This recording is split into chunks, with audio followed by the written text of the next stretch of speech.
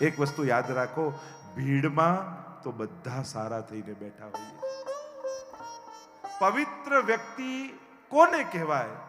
જેનું એકાંત પવિત્ર હોય, જ્યાં કોઈ જોનારું ન હોય, કોઈ દેખનારું ન હોય, કોઈ પૂછનારું ન હોય, કોઈ ટોકનારું ન હોય, કોઈ સમજાવનારું ન હોય, છતાંય એની પવિત્રતા અકબંધ હોય ને, એ જ વ્યક્તિ સાધુ છે, એ જ સંત છે, એ જ મહાપુરુષ છે.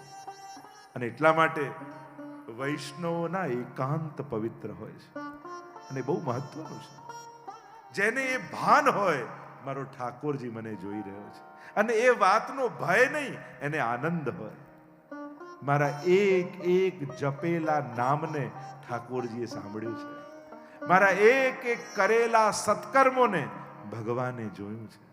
આ દુનિયા જુએ ન જુએ, એ વખાણે ન વખાણે, એ પ્રશંસા કરે ન કરે, કોઈ વાંધો નહીં, મારા ઠાકોરજી મને જોઈ રહ્યા છે. જો ઉપરણો મળે તો આભાર માનજો કે ઠાકોરજી આશીર્વાદ મોકલાયા. કદાચ લિસ્ટમાં તમારું નામ ભૂલાઈ જાય તો એ દુઃખી ન થતા, મનમાં આનંદ કરજો, ઠાકોરજીએ મારી સેવા પોતાની પાસે રાખી લીધી, કોઈની આગળ છતી ન થવા દીધી. આ ભાવ સમજણ સારી હોય ને તો વિપરીત સંજોગોમાં પણ આનંદમાં રહી શકાય.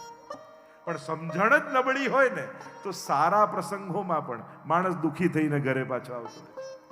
જો ને બધાને આગળ કર્યા, હું તો પાછળ રહી ગયો, બધાના નામ બોલાયા ને મારું જ ભૂલાઈ ગયું, પેલાએ મને આગળ કર્યો ને પેલાને આગળ કર્યો, લોકો એમાંય રાગ દ્વેષ લઈને આવે. એક વસ્તુ મારી યાદ રાખજો જીવનભર, જ્યારે પણ કોઈ અલૌકિક સ્થાને, અલૌકિક કાર્યોમાં, અલૌકિક વ્યક્તિ કે પ્રભુની પાસે ઊભા હો, ત્યારે લૌકિક વ્યવહારની ક્યારે આશા ન રાખતા. લૌકિક જગ્યાએ જાઓ ત્યાં લૌકિક વ્યવહારની આશા રાખો, ઠીક છે. અલૌકિક સ્થાનોમાં, અલૌકિક વ્યક્તિ આગળ, અલૌકિક કાર્યોમાં ક્યારે પણ લૌકિક વ્યવહારની આશા નહીં રાખે. લો, અમે તો હવેલીમાં ગયા અને જે ચાનું ના પૂછ્યું, તો ચા પીવા આવ્યા હતા. ત્યાં શેના માટે ગયા હતા એનો વિચાર તો સમજીએ. જ્યારે જ્યારે અલૌકિક સ્થાનોમાં લૌકિક યશ, કીર્તિ યા લૌકિક વ્યવહારની આશા રાખશો ને તો લૌકિકતા પામીને આવશો. જ્યાં અલૌકિક ચિત્ત કરવા ગયા છીએ, મનની લૌકિકતાને દૂર કરી અલૌકિકતાનો અનુભવ કરવા ગયા છીએ, ત્યાં ક્યારેય લૌકિકતાની અપેક્ષા અને પ્રદર્શન નહીં કરવું. અને એ પણ વસ્તુ ધ્યાન રાખવી, જ્યારે પણ કોઈ અલૌકિક ધામમાં, તીર્થમાં, અલૌકિક તત્વો પાસે જાઓ, ત્યાં માણસોએ ઊભી કરેલી અવ્યવસ્થાને કારણે ભગવાન જોડે વેર બાંધીને નહીં આવવું. લો, અમે તો ગિરિરાજજી ગયા ને વ્રજમાં ગયા ને ત્યાં તો બધાનો આવો વ્યવહાર ને આવું ગંદુ નામ હતું ના, હવે તો ગિરિરાજજી જવું જ નહીં. અરે ગિરિરાજજી શું બગાડ્યું છે? એ અવ્યવસ્થા છે, એ તો માણસની છે. અમે તો નાથ દ્વારા ગયા ને ત્યાં તો આવી ભીડ ને આમ હતું, હવે તો શ્રીનાથજી, અરે પણ શ્રીનાથજી શું બગાડ્યું છે? આ વ્યવસ્થા તો માણસની છે. માણસોએ બગાડેલી વ્યવસ્થાને કારણે તીર્થ અને ભગવાનની ક્યારે પણ નિંદા કરીને આવવું નહીં, અભાવ લઈને આવવું નહીં. કારણ આ બધી જ વ્યવસ્થાઓ માણસના હાથમાં છે અને એ સાચવી નથી શક્યો, એ પ્રોબ્લેમ છે. અરે હું તો કોઈ મંદિર આની નહીં, દુનિયાની જ વ્યવસ્થા જુઓ. દુનિયામાં એટલું અન્ન પાકેજ છે કે દરેકનું માણસનું પેટ ભરાય, પણ આ માણસની અવ્યવસ્થા છે કે ભૂખ્યા સુધી ભોજન પહોંચવા નથી દેતું. ભાવ ટકાવવા માટે લોકો અન્નને દરિયામાં નાખી દે છે, પણ ભૂખ્યાના પેટ સુધી પહોંચવા નથી દેતા. ભગવાન તો એટલું પકવે જ છે કે દરેકના પેટ ભરાય ને કોઈ ભૂખ્યો ન સૂવે. આ માણસે વ્યવસ્થા બગાડેલી છે એટલે ભૂખ્યા સુધી અન્ન પહોંચતા નથી. અને આરોપ ભગવાન પર આવે છે. તો જે ચર્ચા કરી રહ્યા છે, સતરૂપ પરમાત્મા છે. બીજું તત્વ કહ્યું ચિદરૂપ પરમાત્મા છે. ચિતિ જ્ઞાને ભગવાન સર્વજ્ઞ છે, બધું જ જાણનારો છે, એનાથી કાંઈ છૂપું નથી. અંતર્યામી સમસ્તાનામ ભાવમ જાનતી માનસમ. શિક્ષાપત્ર મારીરાયજી કહે છે કે દરેકના હૃદયની જાણનારો છે. અને એટલે ન ચાતુર્યમ પ્રયોજકમ, બધે જ ચતુરાઈ કરજો, હોશિયારી બતાવજો. ભગવાન આગળ પોતાની ચતુરાઈનું પ્રદર્શન ન કરતા, કારણ કે ચતુર શિરોમણી છે. ચતુર ચિંતામણી ગુસાઈજીને કહીએ છીએ આપણે. ભગવાન આગળ ભોળા બનીને જાઓ ને એમાં જ લાભ છે. અમુક જગ્યાએ હોશિયારી ન બતાવી એ જ હોશિયારી છે. પ્રભુ આજ જોઈને હસવું મને હજારો વાર આવે છે. ભગવાન તારા બનાવેલા તને બનાવે છે. તે જેને બનાયા એ હવે તને બનાવવામાં લાગે છે. પ્રભુ આગળ નિર્દોષ થઈને જજો. નિર્દોષ ભક્તો ભગવાનને ગમે છે. ચિદ તત્વ પરમાત્મા પ્રભુ સર્વજ્ઞ છે. ત્રીજું તત્વ પરમાત્માનું કહ્યું આનંદ તત્વ. જો સુખ અને આનંદમાં ફરક છે. લઈને મળે એ સુખ, આપીને મળે એ આનંદ છે. જમીને મળે એ સુખ, જમાડીને મળે એ આનંદ છે. ભોગવીને મળે એ સુખ અને ભોગ ધરીને મળે એ આનંદ છે. જો આપણે ત્યાં તો મહાપ્રસાદની મહત્તા છે. ઠાકોરજીને ધરીને મળે પ્રસાદ અને વૈષ્ણવને વાટીને જે લો એ મહાપ્રસાદ છે. તમારા ઘરે કોઈ મહેમાન આવ્યો, ભૂખ્યો છે, તમને ખ્યાલ છે, તમારા માટે એક જ થાળી છે, છતાંય તમે એને જમાડી દીધો, તો એને જમતા થયું એ સુખ અને ભૂખ્યા રહીને પણ એને જમાડતા જે થયું એ આનંદ છે. એટલે સુખ પાછળ ન ભાગતા આનંદ મેળવવાનો પ્રયાસ કરજો. કારણ કે આનંદ એ પરમાત્માનું રૂપ છે. આનંદ એ શાશ્વત છે, સુખ એ ક્ષણિક છે. ગમે તેટલા સુખ ભોગવ્યા હશે, સમયાંતરે ભૂલાઈ જશે, પણ જ્યારે જ્યારે આનંદ મેળવવાની પ્રયાસ કર્યો હશે ને એ કાયમ માટે યાદ રહેશે. આનંદ રૂપ પરમાત્મા છે. આનંદ માત્ર કરપાદ મુખોદરાદી, શાસ્ત્ર કહે સર્વાંગ આનંદમય છે એ જ ઈશ્વર છે.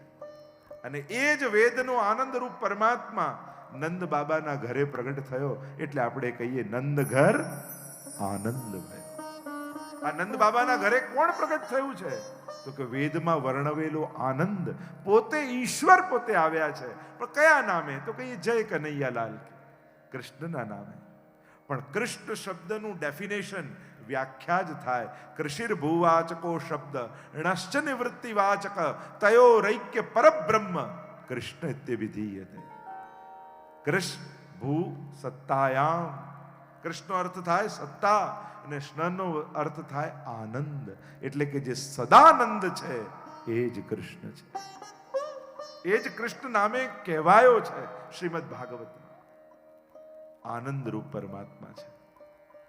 જો કોઈ ડોક્ટરને પૂછો કે લાંબુ જીવવા માટે શું કરવું, તંદુરસ્ત જીવવા માટે શું કરવું, દરેક ડોક્ટર એમ કહે છે કે આનંદમાં રહેવું. પણ એને પૂછો આનંદ મળે ક્યાં, તો પાછો એનો જવાબ ના હોય ડોક્ટર પાસે.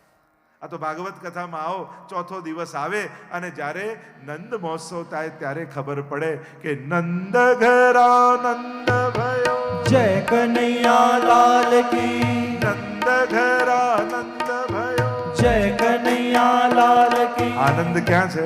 નંદ ગ્રહમાં. તમારે ત્યાં ઠાકોરજી બિરાજે છે ને એ મૂર્તિમંદ આનંદનું જ સ્વરૂપ છે. અને આનંદ એ કોઈ પુણ્યનું ફળ નથી.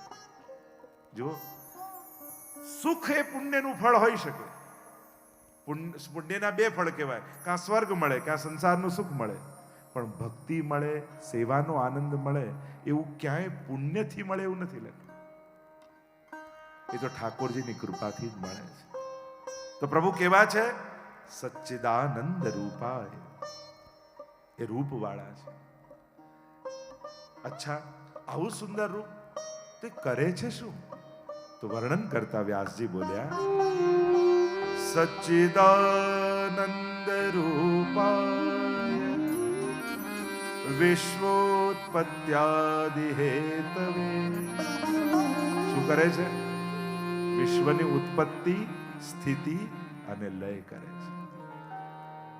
એટલે કે જે કોઈ ન કરી શકે એક કાર્ય ભગવાન કરે છે. તો કે માણસ પણ સર્જન કરે, એ પણ પાલન કરે અને એ પણ ખોઈ બેસે, વિસર્જન થાય. તો બંનેમાં ફરક શું? તો કે માણસ સર્જન કરે ને તો એને એમાં મોહ થઈ જાય, પાલન કરે તો એને અહંકાર થાય અને ગુમાવી બેસે, લય કરે, નાશ થાય તો એને દુઃખ થાય. પણ ભગવાનને તો ત્રણેય અવસ્થામાં આનંદ જ રહે છે. એ સર્જન કરે, પાલન કરે કે લય કરે. જો માણસ એક નાનકડું ચિત્ર પણ દોરે ને તો નીચે સાઇન કરવાનું ના ભૂલે. આપણે દોર્યું છે.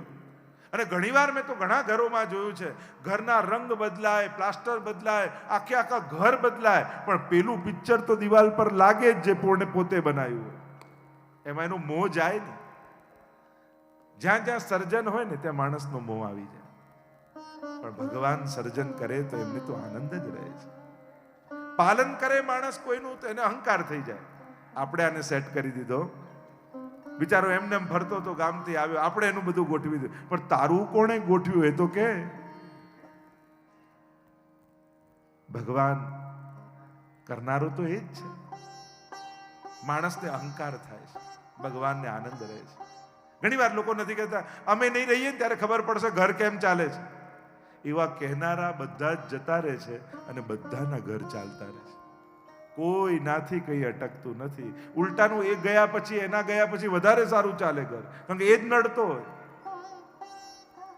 એક વાત મારી યાદ રાખો, દુનિયામાં ભગવાને કોઈને પણ એટલું મહત્વનું બનાવ્યું જ નથી કે જેના જવાથી ભગવાનના કામ અટકી જાય.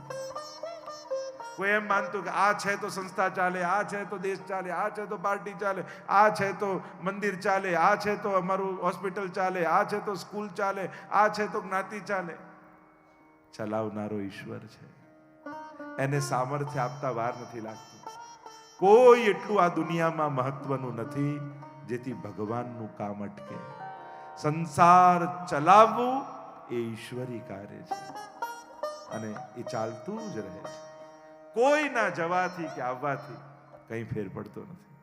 આ તો પાણી ભરેલું હોય કોઈ પાત્રમાં, તમે આંગળી નાખો, તમને એમ થાય જો કેવો પાણીમાં ખાડો પડી ગયો, પણ આંગળી કાઢો, ક્યાં ખાડો ભરાઈ જાય ખબર ન પડે.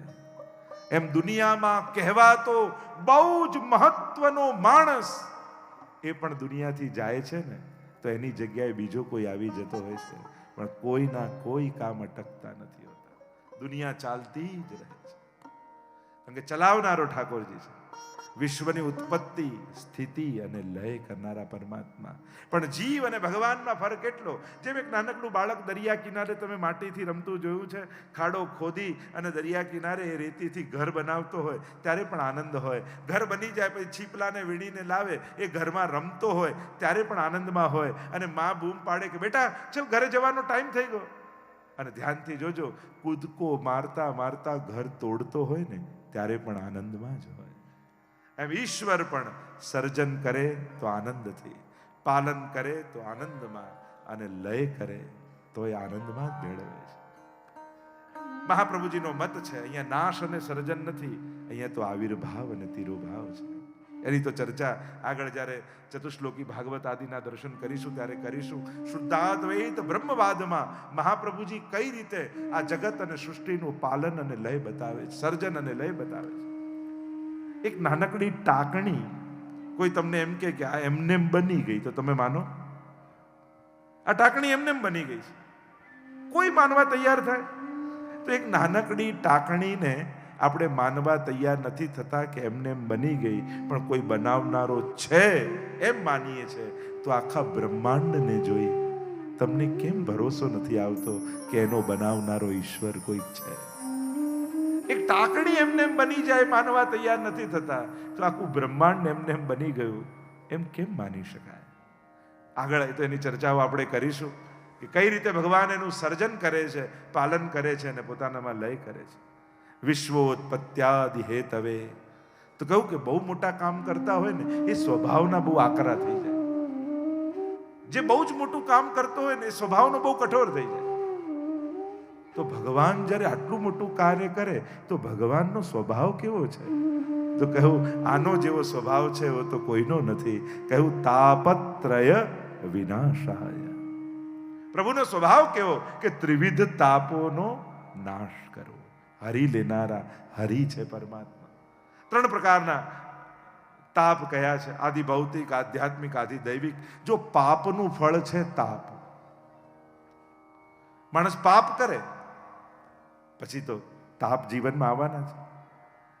પણ માણસને પાપમાં મજા આવે છે, પણ દુઃખ ભોગવવું ગમતું નથી.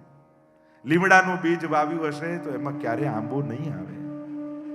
જો એક વસ્તુ જીવનમાં લખી રાખજો, મારા જીવનના દુઃખનું કારણ હું પોતે જ છું. બીજો કોઈ પણ વ્યક્તિ આપણા દુઃખનું કારણ હોઈ જ ન શકે. કોહુ ન કાહુ સુખ દુઃખ કરદાતા, નિજ કૃત કર્મ ભોગ હી સબ્રાતા. તુલસીદાસજી પણ કહે છે, કોઈ કોઈને સુખ નથી આપતું, કોઈ કોઈને દુઃખ નથી આપતું, બધા પોતાના કરેલા જ ભોગવે છે. અને જે દિવસે આ વાત સમજાઈ જાય ને કે મારા દુઃખનું કારણ હું જ છું, તો ભગવાન પ્રત્યે બધી જ ફરિયાદો સમાપ્ત થઈ જાય. આ ભગવાન સામે ફરિયાદ કેમ છે? કારણ કે આપણે આપણા દુઃખનું કારણ બીજા કોઈને માનીએ છીએ. અને છેલ્લે બીજો કોઈ ન દેખાય તો ભગવાનને ગણી લઈએ. ભગવાન તને માન, મને દુઃખી કરવામાં શું મજા આવે છે? ભગવાન કે કોઈ મજા નથી આવતી, કારણ કે હું દુઃખ આપતો જ નથી. આપે કોણ? જેની પાસે હોય. હે ને? કોઈ વસ્તુ કોણ આપી શકે? જેની પાસે હોય.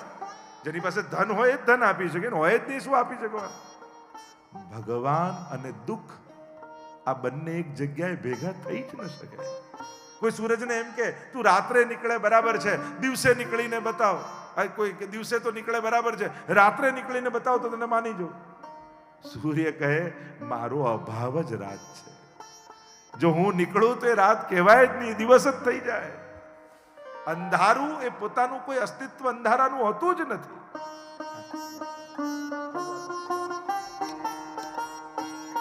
બોલો ગોવર્ધન નાથ વલ્લભાધીશ કી જય.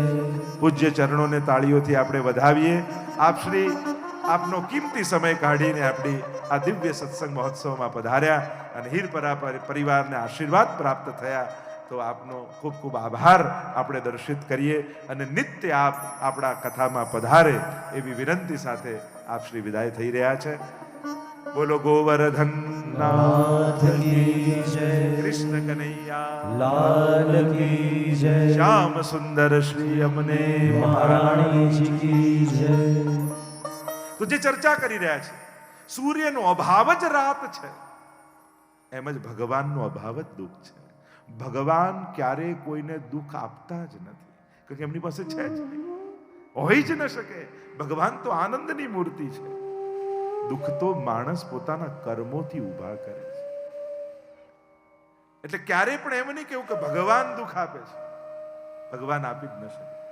અને આ દુઃખનું મૂળ કારણ શું છે? ઘણી બધી ચર્ચાઓ છે, આગળ જેમ જેમ સમય જતો હશે એમ કરતા જઈશું.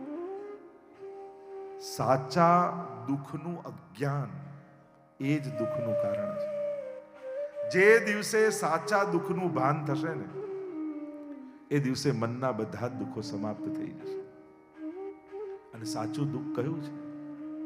ભગવાન કૃષ્ણથી વિખૂટા પડે હજારો જન્મોનો અંતરાય થઈ ગયો છે. અને હૃદયમાં તાપ ક્લેશનો આનંદ જેને તિરોધાન થયો છે, એવો હું જીવ. એ આનંદ રૂપ પરમાત્મા હૃદયમાં બિરાજતો અંશ રૂપેનું તિરોધાન છે. અને ભગવાન તે વિખૂટા પડે હજારો જન્મોનો અંતરાય. જ્યારે આત્માના દુઃખનું ભાન થશે ને કે ભગવાન તે વિખૂટા પડે કેટલા જન્મો થઈ ગયા, હવે ક્યારે એની પ્રાપ્તિ થશે? આત્માના દુઃખનું ભાન થશે, એક જ ક્ષણે મનના દુઃખો સમાપ્ત થઈ જશે. કારણ કે આ મનના દુઃખો તો કલ્પિત છે. અને જે ક્ષણે આત્માના દુઃખનું ભગવાનથી વિછડ્યા હોવાનું, વિખૂટા પડ્યાના દુઃખનું ભાન થશે, ત્યારે સંસારને પામવાની કામનાઓ જ સમાપ્ત થઈ જશે. એટલા માટે ભગવાનથી સુખ માંગો નહીં, ભગવાનને જ સુખ માનો. જે ભગવાનને જ પોતાના જીવનનું સુખ માની લે ને, એના જીવનમાં દુઃખ ક્યારે આવતા જ નથી. કારણ કે ભગવાન પાસે પણ સુખ માંગવું, કારણ કે સુખ ક્યારે એકલું નથી આવતું, એ દુઃખ લઈને જ આવતું હોય છે. એના બીજા પાસામાં દુઃખ હોય છે જ. દિવસ ક્યારે એકલો નથી આવતો, એ રાત આવે જ છે. ઘણી વસ્તુઓ દ્વંદ્વમાં છે, એકલી ના આવે. તાપત્રય વિનાશાય ભગવાન ત્રણેય તાપોને હરી લેનારા છે. જીવનમાંથી દુઃખમાંથી જો મુક્તિ જોઈતી હોય જીવનમાં તો એક જ જગ્યા છે, ભગવાનનું શરણું. માણસ મદદ કરી શકે, સુખી ના કરી શકે. ગમે તેટલો સમર્થ વ્યક્તિ કેમ ન હોય, તમારો નિકટનો સગો કે સ્વજન કેમ ન હોય, તમારો ગાઢ મિત્ર કેમ ન હોય, એની સીમા તમને મદદ કરવા સુધીની જ છે. સુખી કરવાનું સામર્થ્ય એનામાં નથી. સુખ તો કેવલ ઈશ્વર જ આપી શકે છે. અને કોરોનામાં તો આપણે જોઈ લીધું ને, આપણે જ આપણા ફ્રેન્ડ સર્કલને મેસેજ કર્યા હતા, આવતા નહીં, પોઝિટિવ છું. ગમે તેટલો સમર્થ વ્યક્તિ કેમ ન હોય, આપણે જ ના પાડવી પડે. કોઈ જોડે ના આવતા, નજીક ના આવતા, ઘરે ના આવતા. માણસ આશ્વાસન આપી શકે, આશ્વાસન દુઃખને હલકું કરી શકે, પણ આશીર્વાદ તો ઈશ્વર આપી શકે, જે સુખની પ્રાપ્તિ કરાવી શકે. અને ભાગવતનો અંતિમ શ્લોક, પ્રણામો દુઃખ સમનસ્તમ નમામિ હરિમ પરમ. સમસ્ત દુઃખોની સમાપ્તિ નો એક જ પ્રકાર છે, બે હાથ જોડી અને ત્રીજું માથું ઠાકોરજીના ચરણોમાં નમાવી દો, એને વંદન કરી દો. એની કૃપાથી સમસ્ત દુઃખોનો આત્યંતિક નાશ થઈ જશે. તાપત્રય વિનાશાય. પણ આ છે કોણ જે ઈશ્વરની તમે વાત કરી રહ્યા છો? કોની કથા ભાગવતમાં છે? તો કહ્યું શ્રી કૃષ્ણાય વયમ નુમઃ. એવા શ્રી કૃષ્ણને અમે નમન કરીએ છીએ. નુમ ધાતુ સ્તુતિના અર્થમાં છે, એમ તો પ્રશંસાના અર્થમાં છે, પણ ભાગવતના ક્યાંક અર્થોમાં એને નમનના રૂપમાં પણ વપરાય છે. અમે સ્તુતિ કરીએ છીએ અથવા કહ્યું અમે નમન કરીએ છીએ. કોને? ભગવાન શ્રી કૃષ્ણને. ભાગવતની કથા એ શ્રી કૃષ્ણની કથા છે, એના નાયક શ્રી કૃષ્ણ છે. એને અમે વંદન કરીએ છીએ, કારણ કે એને કરેલા વંદન એ સમસ્ત દુઃખોને હરી લેનારા છે. વૈષ્ણવ એને જ કહેવાય જેના માથા ઉપર પ્રસાદી ચંદન હોય, હાથથી સૌને વંદન હોય, પગમાં સંસ્કારોનું બંધન હોય અને ઘરમાં નંદ નંદન હોય. એ જ વૈષ્ણવ છે.